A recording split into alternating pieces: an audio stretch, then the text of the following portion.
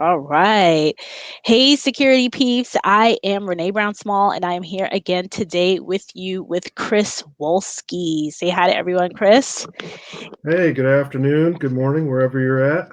That's right. And we are here live on LinkedIn, and we are excited to be here for another episode of Breaking into Cybersecurity. This is a special edition because Chris is a special person in a great way. Oh no, I'm not special. I'm just a normal, everyday guy, just like anybody else that's just out there.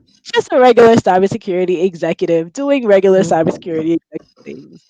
So Chris is going to talk to us about a number of different things. He is a CISO. He has taken people. He has some awesome maritime back experience. He is a Navy veteran. He has taken people from being out of the information security field and into information security professionals. He took a woman who was an administrative assistant, turned her into a security professional. So he is perfect for breaking into security. And Chris, I want to jump in by starting to learn about you as a whole, how you broke into the sure. industry, and then we'll jump into some of the great things that you've done to bring others into the industry. Well, really, it goes. I can go back. I blame my grandma when I was wee tall, down here somewhere. I showed an interest in computers, and she bought that first computer. And back then, computers, a little dinky thing cost $5,000 and whatever. And me and my brother had a tendency of breaking it. Oh Lord. So in order to not get in trouble, we found ways to fix it after we broke it. So it's kind of like hack and repair. But joined the Navy, did a lot of time doing intelligence work and doing information assurance type stuff. You know, on a ship, everybody has more than one job, and so one of my other jobs was doing information security plans and or system security plans and making sure information assurance documents and all that fun stuff were done. Um, Did a little bit of time after the Navy doing some more of that same type of stuff. Graduated, got with a bachelor's degree from University of Maryland, University College. Whoop whoop, Woohoo. and then and then I'm not an alum. in cybersecurity. Mhm. So did that for a little while. Did some cyber threat intelligence, focused on industrial controls in the maritime environment. So that was kind of fun. And then moved on to being a senior lead incident handler for the Joint Chiefs of Staff at the Pentagon. So that was interesting, very eyes wide open type environment. And moved and then decided it's time to get into the private industry and moved over to Purdue Farms. Mhm. Started out as a senior analyst and worked my way up to become the director of information security, basically their CISO. And family brought me back to Michigan. That's where I'm originally from, and I became the CISO here at Herman Miller. And now I'm in the market looking for another job. So Yeah. So, Chris, you have such amazing experience. I don't think many people can say they worked at the Pentagon. They picked up, Navy veteran, goes back to school, gets these different opportunities and roles. What do you think were some of the key pivotal moments when one, just breaking in? Like, what was that first role that you got that put you into the cybersecurity space?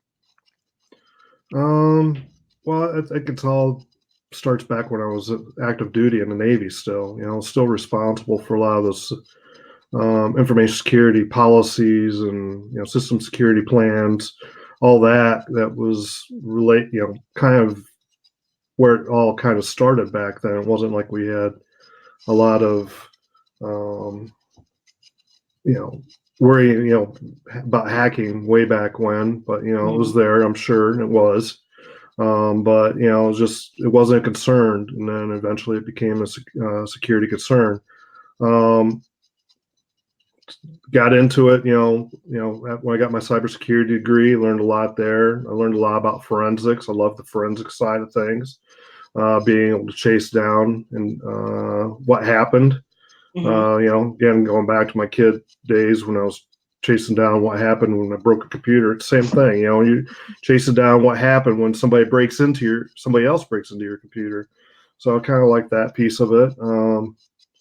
So I got into the forensic side, doing a little bit more of the threat intelligence, especially against industrial controls, because another thing I like is that electrical human connection that Hmm. some devices have. Making wheels go round and round or propellers spin and everything else is all kind of neat. And it's a lot of people don't realize that a lot of it's especially in newer technology, it's all controlled by a computer. So understanding how Right. all that works was kind of neat. Yeah.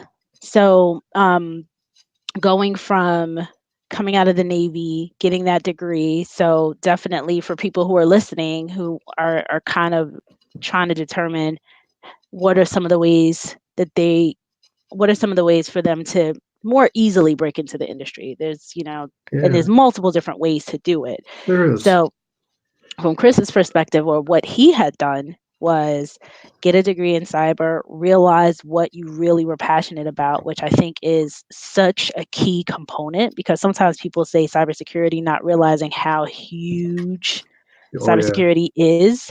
It's kind of like saying, I want to go into the medical industry. Well, that could mean a yeah, zillion different roles, right? So, right. saying they want to go into cybersecurity, you realize, hey, forensics is what really, gets me excited. And I want to kind of dig deeper in that space. And going through a degree program helps with that.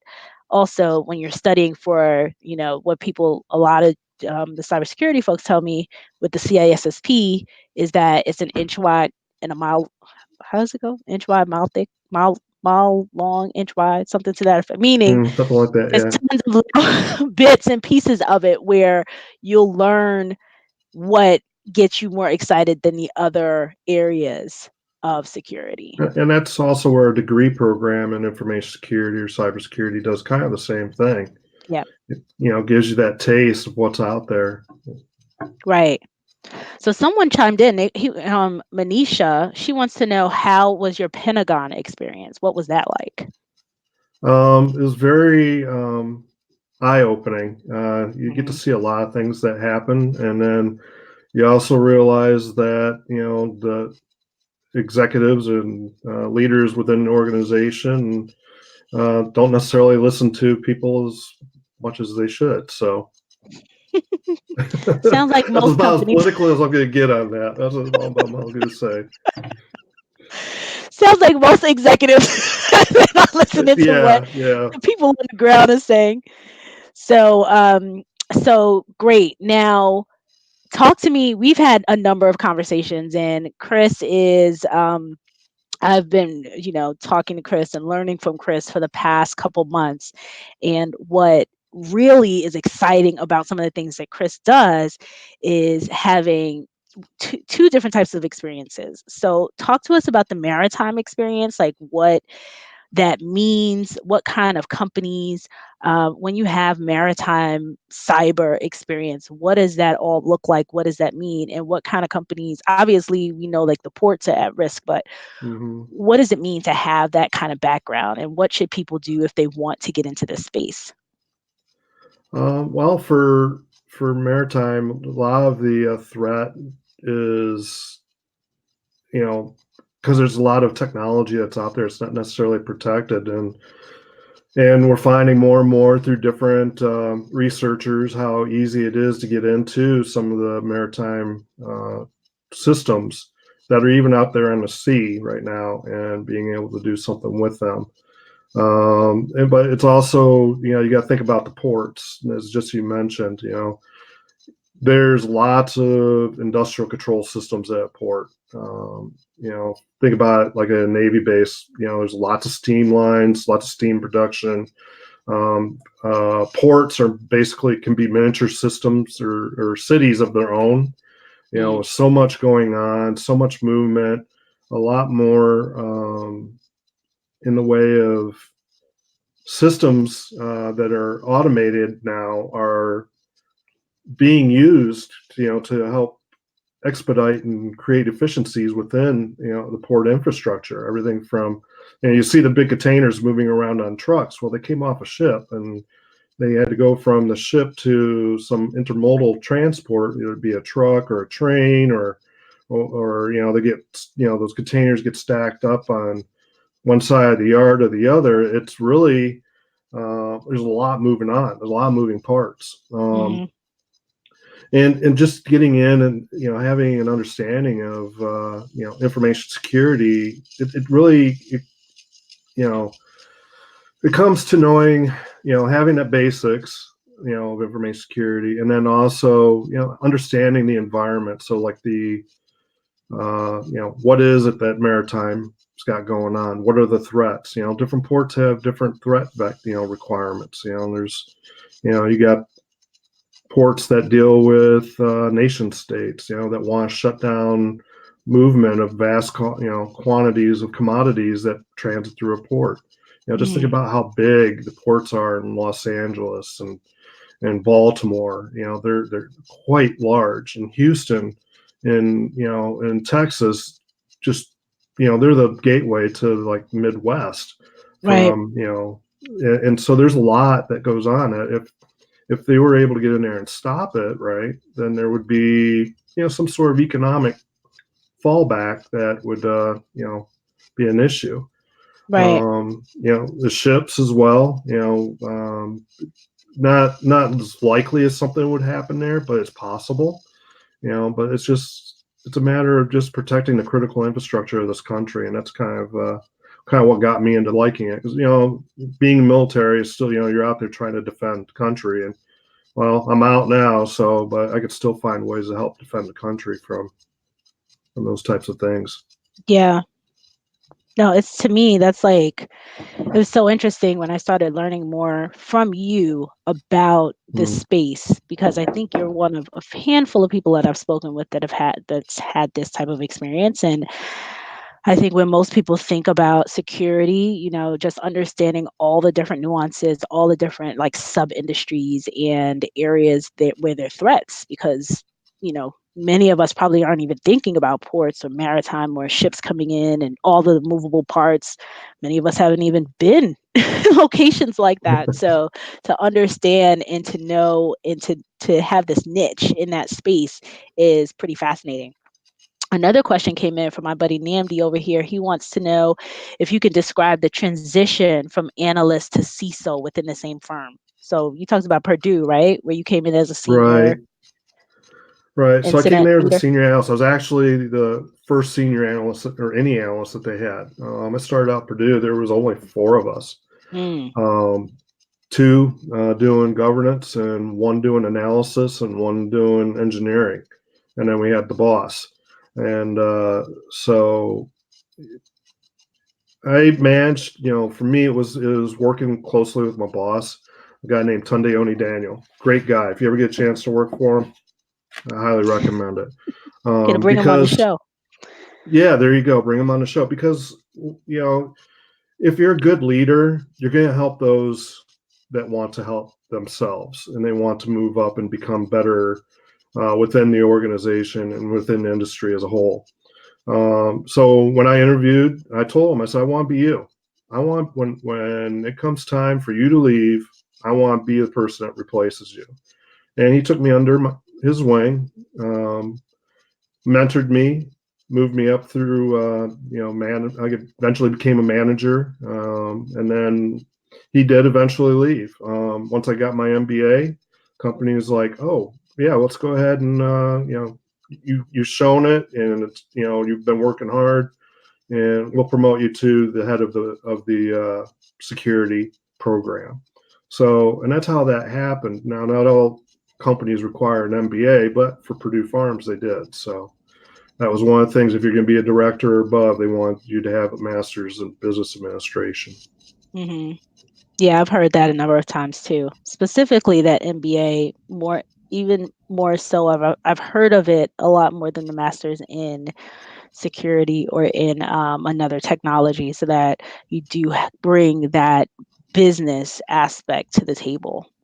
So I did At least hear. a little bit of aware of what's going on in the business. you come to realize that security is not everything, that there's a lot of working parts to make a profitable company. Right. Right. Awesome. So, the FAA drone cert. Tell Yeah. us how that works. Chris also has an FAA. It's a certification, right? Is that what it's called? You're Yeah. going to show it to us? Actual license. So A they actually send you license. a little card in the mail. It fits in your wallet like a license. If I fly, I have to have that thing. So, Awesome. but yeah, that's just something I picked up doing. One of the things I do on the side is photography. And I've gotten into real estate photography to kind of supplement my income. And drones are part of that. And in order to do it in a commercial sense, you have to be licensed. So I went out and got my license. So it was kind of fun, interesting, learning about, a lot of stuff I already knew from being in the military and working with maps and charts and all Right. that stuff. But then, learning the FAA nuances is kind of neat, fun. Yeah, for sure. I don't know how many licensed FAA drone people I know. Probably you and this. I know there's one other lady. I can't remember her name. She's on LinkedIn a lot. Yeah. Um, Tamiko. I think she's Yep. To me, licensed as well. Yeah, yeah. And the UMUC alum too. yes. So very cool. And Edward Buchanan said he just got one. He had to sign up. He got an FAA license. Very cool, Edward. Um, Congrats. So, Chris, tell me about so obviously breaking into cybersecurity. One of the main reasons we started this podcast, webinar, now live stream is Chris Foulon and I would constantly hear from people who were looking to break into the industry and were just struggling. A lot Right. of folks I'm from hearing a the lot of same different, thing. yeah, University of Maryland, just multiple universities all across the board trying to break in. And we know that one of the ways to how all of us have gotten into this industry is that we came from something else. It's very seldom that you get a person that has a cybersecurity degree because 10 years ago there were no cybersecurity, or 15 years ago there were no cybersecurity degrees. So it's very seldom that you see someone that just came in straight from having a cybersecurity degree. And so one of the things that we constantly talk about are great leaders out there like yourself who've transitioned people from other roles into security. So talk to me. I know you talked to me before about a young lady that Mhm. you met, I think at Purdue, that you Right. transitioned into a cybersecurity analyst. Talk to me about what she was doing before. What made you what about her made her a good fit for the new role, and Sure. how you were able to transition her from where she was to where she is today. Well, I mean, it was actually all a chain of events that occurred. So, um, I was pushing for, as the manager for information security operations, I was pushing for additional people to join my team to, bring in new analysts, a new junior analyst. Well, we already had somebody that was in the GRC side of information security, and she wanted to become an analyst. So, okay, well, we'll move her over to become an analyst. And, she didn't have the analyst background, but we started working with her and started doing on the job training, showing her things to look for, sending her, to try to send her to some of these classes where she could understand what hackers do and how they operate. Well, when she moved over to that position, there became a vacancy on our GRC side, and we had a executive assistant that was interested, and we, worked with her and moved her up to or moved her over to information security. Um, and the idea is yeah, we know she doesn't really know how a lot about information security, other than not to click on phishing emails, and if there's something funny to call the help desk. So what we ended up doing was we brought her over, we sat her down, we showed her some of the things that we do, especially within GRC, and our GRC dealt with a lot with the identity access management piece of it. So we had her work with that, and provisioning accounts and auditing accounts, those types of things that there's a lot of administrative work behind it, but it's still there. And she's learning as she goes along the different parts of information security from the GRC aspect of it. We worked with her to help her get her Security Plus certification so that she can become more confident in her abilities and her knowledge, and then Hmm. also makes her more marketable. And it's one of those things. Yeah, we make her more marketable, but the more that we show that we're into helping her improve her skills, and the more she'll want to stay with the organization, because she's got potential growth, continued growth within the same company. And who wouldn't want that without having to pick up and move, to get, a new opportunity somewhere else to grow. So, she's doing well. She's still there. She's still working in the GRC side of things. And I think that she's kind of glad that she made the move.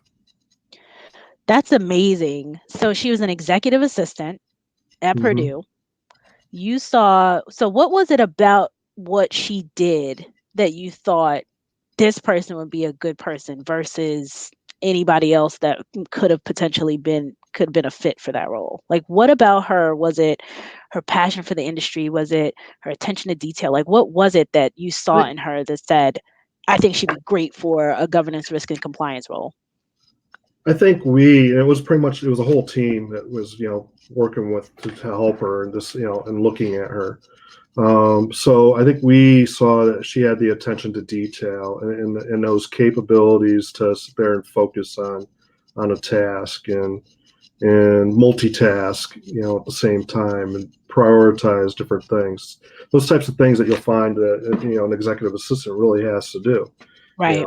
Keeping up with not only what you're supposed to be doing, but also what your boss is supposed to be doing. Right. There's a lot of multitasking, a lot of scheduling, and definitely attention to the detail that goes in there, because you don't want your boss to look bad, Right. because of something you did. So there's and that kind of highlights that we don't always need somebody that came out of college, a university degree. I'm sorry to say, that but a lot of on-the-job training could occur, Right. and you could be building your own security talent that's molded about how you want them to be. Right. Yeah, I've spoken to so many cybersecurity leaders and executives, and the really, really smart ones like you, Chris, take people, they don't sit around and wait 9 months for the quote perfect candidate. They look for people either within or outside of the Right. company that they've worked with before that has the aptitude, the passion.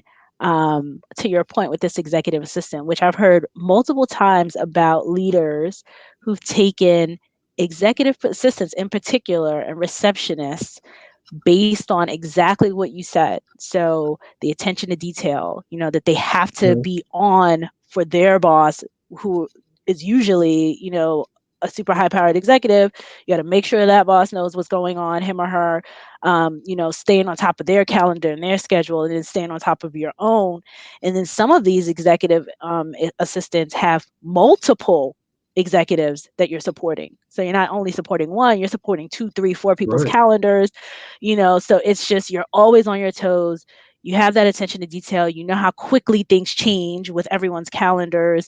And so I've heard over and over again that, people in that space in particular do really well when they transition over into security. And I've had a number of CISOs tell me, after speaking with them and interviewing them, that they've had admins, receptionists, executive assistants that have moved over into security and have done a phenomenal job.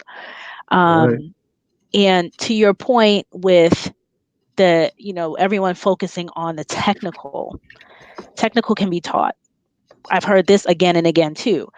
People think all the time, for all you folks that are on right now that feel like, oh, I have to know Python, I have to have been a developer, I have to know, networks. Not every It's job requires it within not information every security. job. Exactly. So, It's like when yes, you go back talk about medical, right? And you know, not everybody in the medical field has to be a brain surgeon, or you know, be able to sit there and draw blood. There's lots of other jobs that within the organization and industry as a whole that people could do. Yep, you hit the nail on the head. That's exactly it. So all Well, the folks that are yeah, out there that are thinking, I have to have all this technical experience, you do not. You have to be no. passionate You about the have to have industry. the aptitude. And I go back. I made a comment a couple weeks back about how military is bringing in a lot of people. They do it every year. Mhm. Recruiting and recruiting and recruiting, always bringing people in, and they test them, especially the enlisted folks, on aptitude. A lot of these enlisted folks don't have degrees, and they Right, get tested on aptitude and how well they'd be able to do something. Do they have enough creativeness? Are they good with numbers? And based on those aptitudes, it's like, oh yeah, you'd be great doing intelligence, or you'd be great doing data processing, or whatever the case may be. It's just the person has to have the hunger and aptitude, and in addition to having the desire right, of being able to move into the industry. right. Leighton made a comment. You don't want to do neurosurgery with a hacksaw. He's funny. unless we're We know back in Leighton. unless you're back in the 1800s, right? Exactly, exactly. But we want people to know. I mean, one to your point, the military is one of these places that does a phenomenal job of taking anybody in and finding a slot for them Right. and And making here's the sure. other thing: even after 4 years, a lot of them are getting out. Let's say they get out and they Yeah, have all this experience, but they right, don't have a college degree. right, And you read some of these job descriptions, entry level analyst for company XYZ requiring 4-year degree in CISSP, and for an entry level position, when you have these great guys and gals getting out of the military that have years of experience in some of the most challenging environments. And another area of talent that is being severely overlooked. So it's unbelievable to me how I was in a round table and someone made such a valid point about requiring degrees, especially when it comes to veterans that have served the country and they had this experience already. And I think the point that was made was if they were in the military doing this, the degree is not required. So now all of a sudden, you know, they're in a different in a company or an industry or something, and all of a sudden a degree is required. Why? Doesn't make any right. sense. And then these same people jump up and down and say, "Oh, we don't have enough talent in the industry." Like the talent is sitting there looking you in the face saying, "Please hire me," and you're overlooking them because you have all of these crazy requirements. Please don't get me on my Right. soapbox today. Right. Well, let me continue on your soapbox. And part of it is, it's, we've moved into an automated employee acquisition, environment, applicant tracking systems that are black and white. This person applied for this position, says they do not have a degree, they're automatically dropped off the list, right? Because they didn't have that.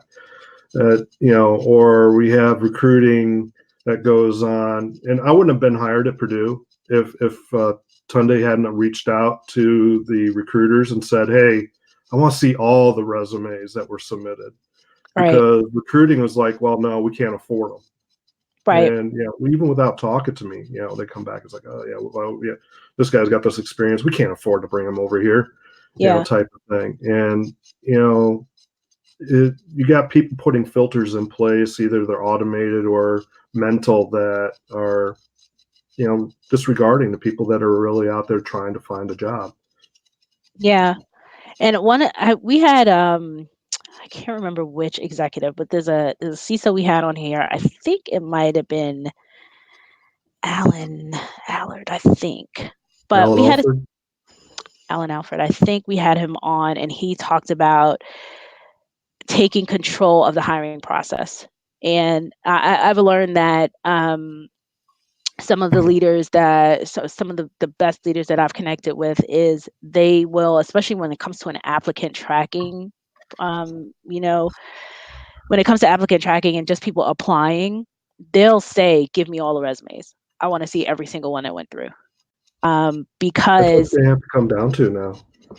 if you're an experienced person in the cyberspace, it's different. Somebody like me or Leighton, not to pat ourselves on the back, but if you're me or you're Leighton, then we can, and sometimes I err on the side of, hey, look at this resume and you tell me if you think that this person is going to be a good fit.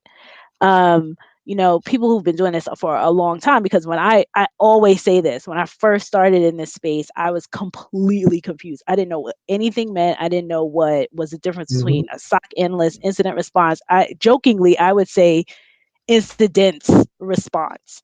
And it was like a running joke with my CISO. He's like, incident response, Renee. I'm like, okay. But I didn't know what any of that stuff meant. And especially if you're a newer recruiter in or HR as a whole in some organization, and these roles are coming at you left and right, you have no idea what this stuff is. And all you're looking at is what the job you're just doing a match.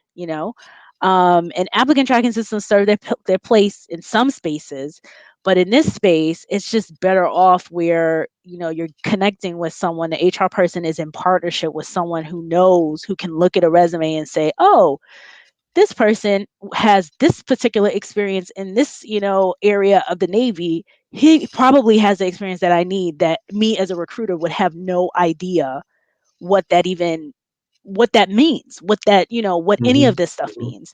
So being the person who sat in that chair, who was completely clueless, I get it. I feel bad for recruiters who are just out there on their own and they don't have any training, they don't have any like partnership, or you have to be a strategic partner and partner up with the leaders and say to them, hey, this is a stack of resumes. I'm sorry, I don't know what I'm doing. Like, I don't know what any of this stuff means. Your job description is asking for this, but none of these people seem to match. Let's go through them and you walk me through what is interesting, what's not interesting. Or when you say yes to a resume, what is it about that resume that's exciting? What is it about this person's LinkedIn Right. profile that makes you say, I want to talk to this woman over this person? Um, and then, we can go on and on about these job postings that are sitting out forever, where, Right. for 9 and 10 months, which is like mind boggling to me, where you have all these people that are trying to break into the industry. I have my own ideas about breaking these job downs into smaller roles, even the more technical Right. ones. Um, But Again, I think part of it is that when we're talking about shortage of skills and a shortage of talent that's out there, but let's kind of break it down into what's entry level, what's mid level, and what's senior executive level. There may be a skills shortage at the lower level, but then if you just, and like we've been talking about, if you open your eyes up and you look around you, what's available around you. Do you have that executive assistant? Do you have somebody that's applied that's a music major? They're not an information security major, or because you required a degree, they applied with a music degree. And all you're looking for is somebody to be an analyst. That music degree person would probably be pretty good. yeah, But then as you start getting senior into the program, you work your way up, kind of like I did, and you moved into management, and then you moved up into the senior levels, the leadership levels. It gets harder because everybody wants to move up. I can't say everybody. A lot of people want to move up. So a lot of people want to get a bigger paycheck. They want more responsibility. They want the benefits that comes with it.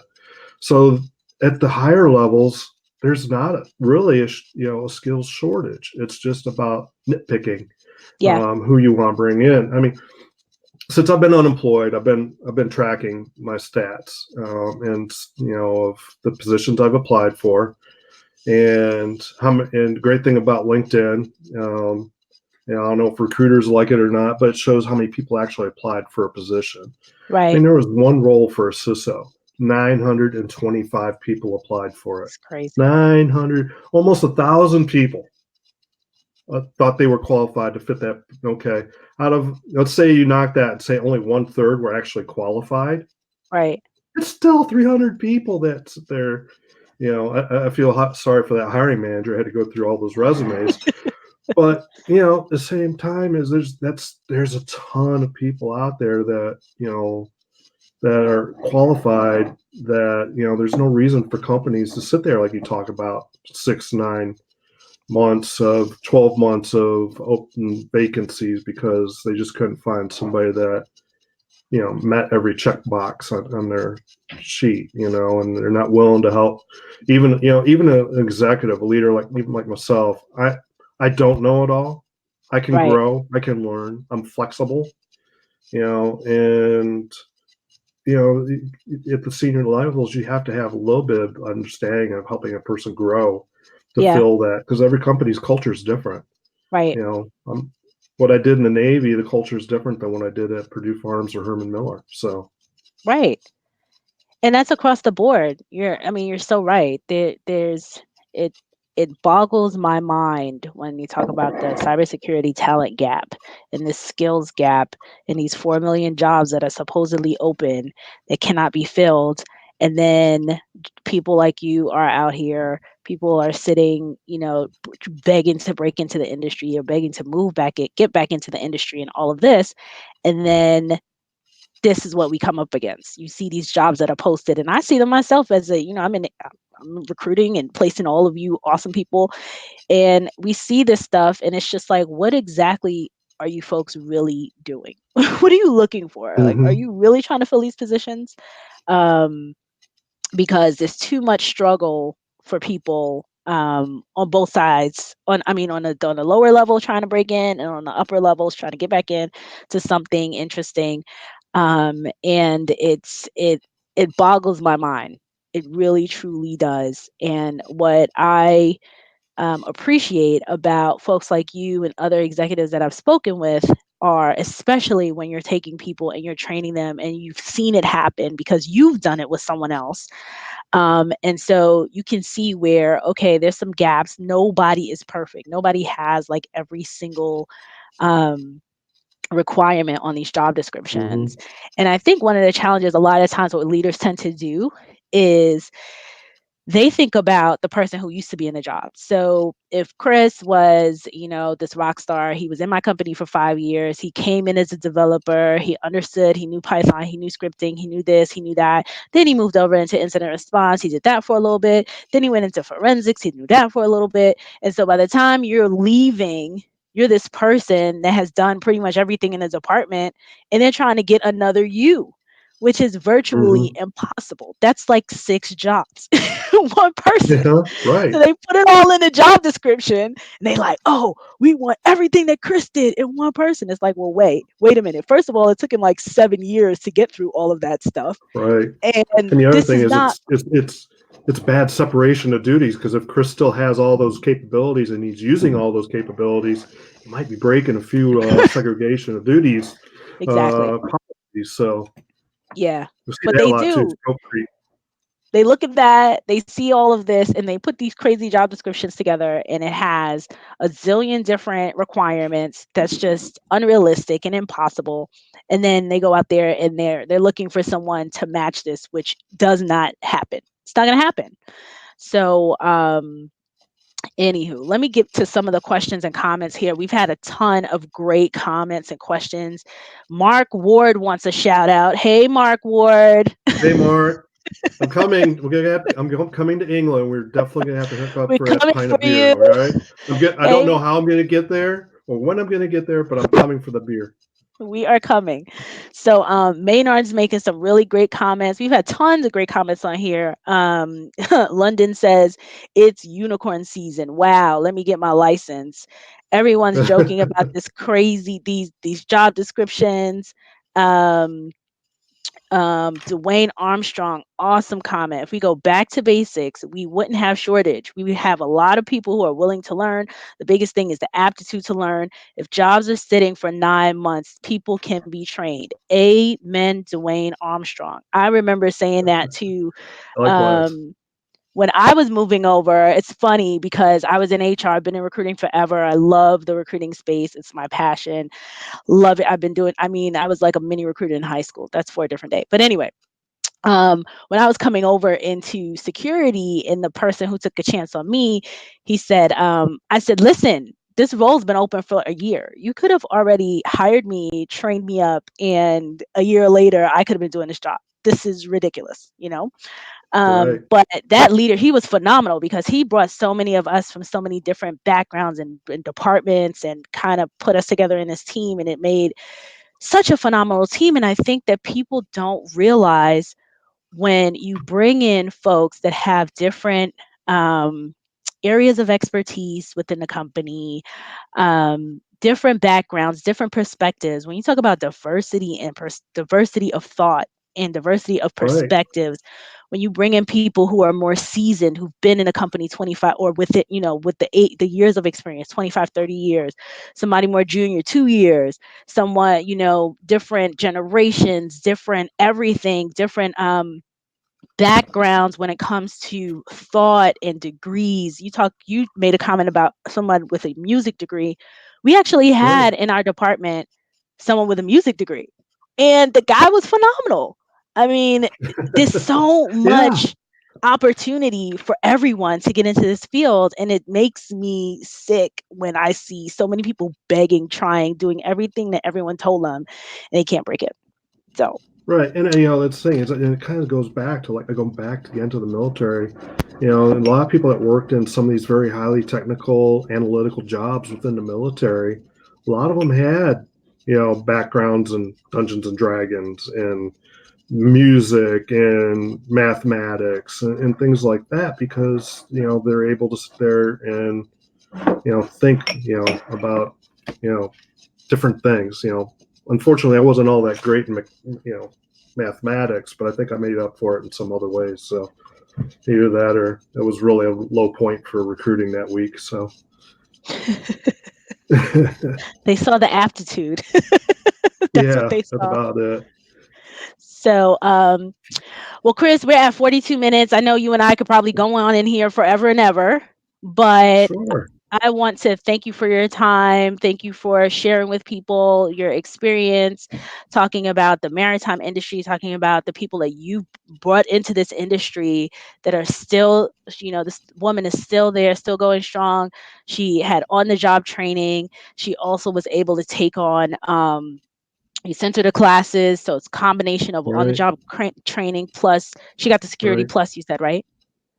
Right. Shoot Security Plus, and then there was another guy that kind of add on to it that was IT, and he was working for IT, but he didn't consider a role in information security. We brought him over and got him going and got his getting his CISSP, and then sadly he left the company, even though we got that for him. But he went on to become a much more important person and probably will be a CISO in the future. Yeah, Just because he didn't he didn't realize that he had the capability. He didn't want to be a manager, but he kind of likes it now too. So it's a whole right. nine thing. So Yeah. Sometimes you got to get a taste of it. you got to give him a And kick in the butt. exactly.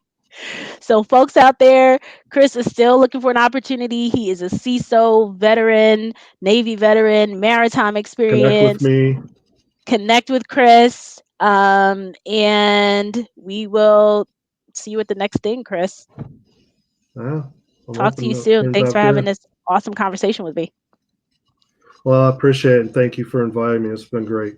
Absolutely. All right, folks. All right, peeps. See you guys next time on the next Breaking Into Cybersecurity live stream. Bye. Have a good weekend. Bye.